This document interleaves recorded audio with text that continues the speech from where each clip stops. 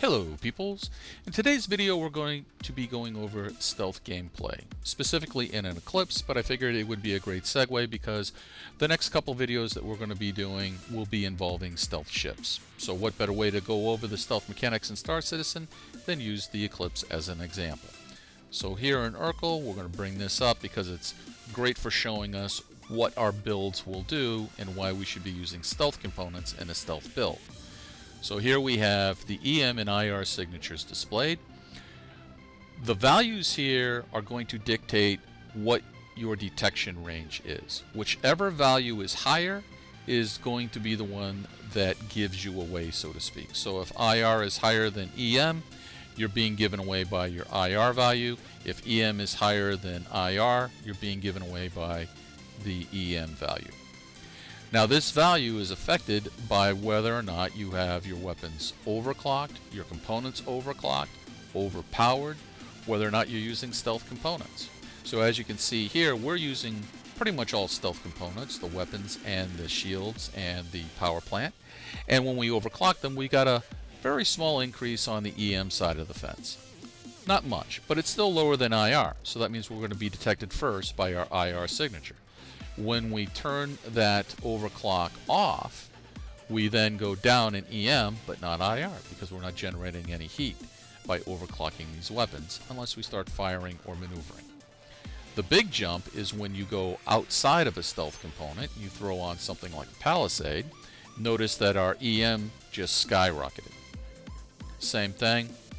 If we go back to even a low tier stealth component, it drops us way back down below what that non-stealth component was generating for EM. So you definitely want to be running stealth components when doing a stealth build. I know that's pretty self-explanatory. The next part that we want to look at is the reductions that we get with a true stealth ship. So as you can see here, we have a minus 30% to both EM, IR, and cross-section signatures.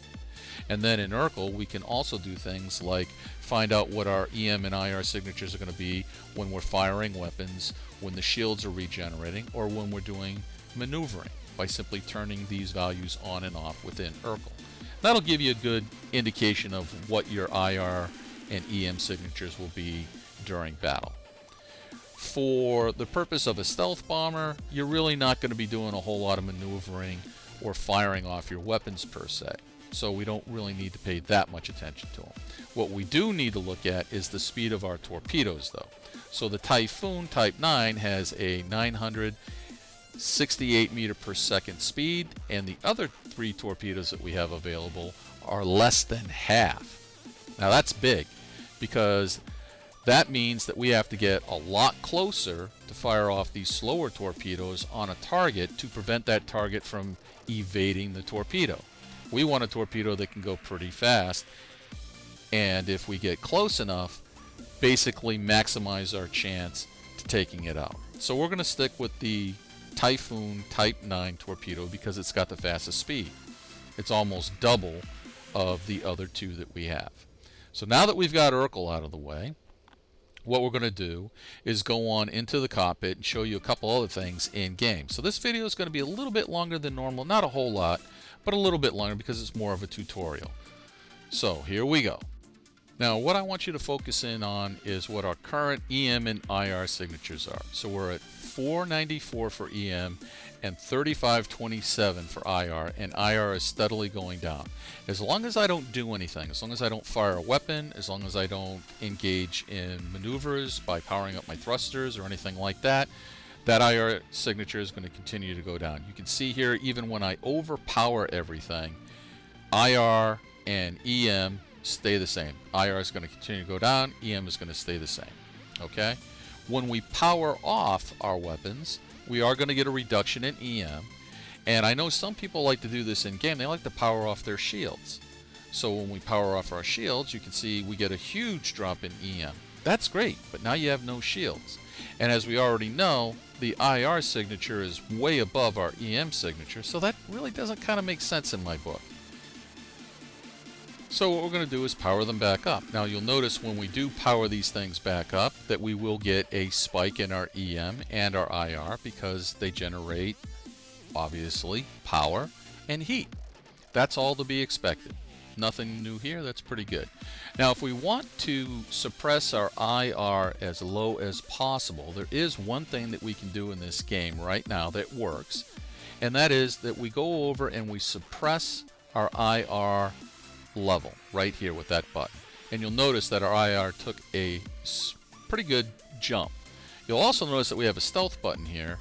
That does absolutely nothing in the game.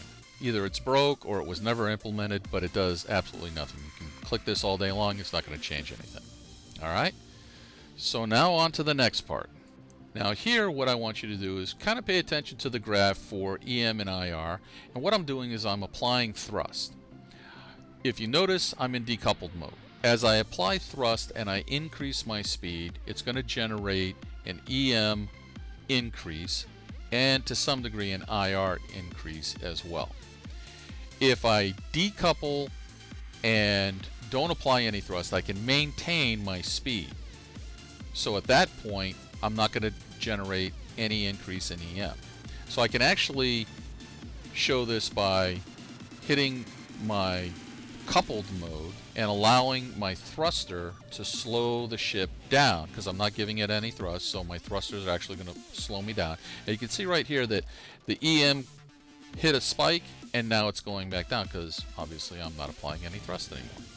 So what we want to do, what we can infer from that, is that when we're approaching the target under stealth, decouple, get to the speed that you want for your closure rate, and then just let it keep on sailing through. Just like a submarine under the water, just barely gliding through, close in on the target, and that's going to keep your EM signature down without applying any thrust.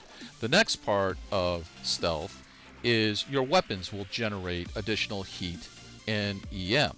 So even though I have ballistic cannons on here, you're going to see that when I start firing them, I get spikes in both my EM and IR. Those spikes are further increased if you're using things like distortion and laser weapons. So just be aware of it. Now, the argument is, well, you know, your IR and EM is increased, you're giving away your stealth. If I'm already engaged with guns, they know I'm here. It doesn't matter at that point. Stealth is used to approach and surprise the target. Once you've started your attack, there's no point in stealth because everybody knows that you're there. So now what we're going to do is put this into practical application. We're going to go after a hammerhead, and we're going to show you a typical stealth bomber run on a target. So here we go. We have our target. Notice that I'm decoupled. Notice that I'm going to maintain my closure rate, and I'm just going to kind of drift because I'm decoupled at that speed towards the hammerhead. My speed is going down. Now, because my EM signature is right around 497 or something like that, and my IR signature is 3520 at that particular point in time, I'm looking at a detection range from a hammerhead of about 2,600 meters, give or take. Now what I'm going to do is I'm going to initiate a scan, make sure that this is a hammerhead, that they've got warrants. I noticed that a couple other targets have popped up. We see that we have a Valkyrie in addition to the hammerhead. That means that we're dealing with a fighter. We're going to take out the hammerhead first. Why? Well, because I know that the hammerhead has a size 2 radar, and with a size 2 radar, that's going to give the group here the best chance at detecting me. So I'm going to increase my speed slightly. I'm going to close in my range, and I've got my torpedo already locked on. They're oblivious because they can't see me. And when I get under 6,000 meters, I'm going to fire my torpedo to make sure that it is going to hit the hammerhead. It's going to give them the least amount of time. Now I can get closer. I can get up to 2,600 meters before they detect me.